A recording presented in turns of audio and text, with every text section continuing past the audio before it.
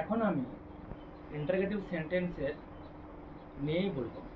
তো WH word অর্থাৎ যে শব্দগুলো W এবং H যোগে গঠিত হয় এবং যার দ্বারা প্রশ্ন করা হয়, অর্থাৎ প্রশ্ন করতে যে ওয়ার্ডগুলো আমরা ইউজ করি তাকে WH ওয়ার্ড বলি।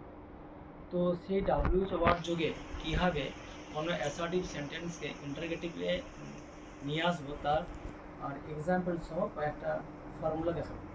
তো I have already written on boards.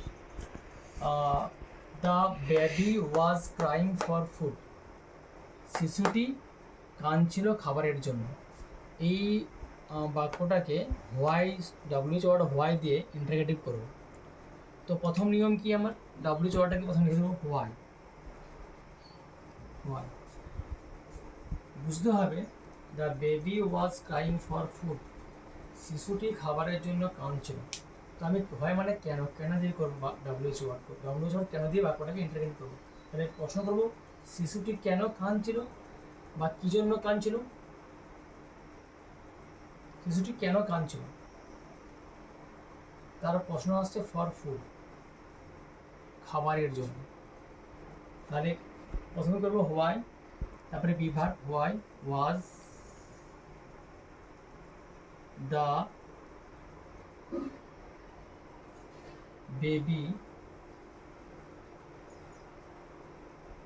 why was the baby crying,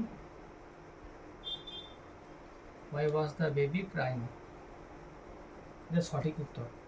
যদি প্রশ্ন হয় হোয়াই হোয়াট দেখ কি, অর্থাৎ যদি এই বাক্যটা বলায় যে হোয়াট দিয়ে ইন্টারগেটিভ করবো, তখন কী বলবো হোয়াট মানে কী জন্য, খাবারের জন্য।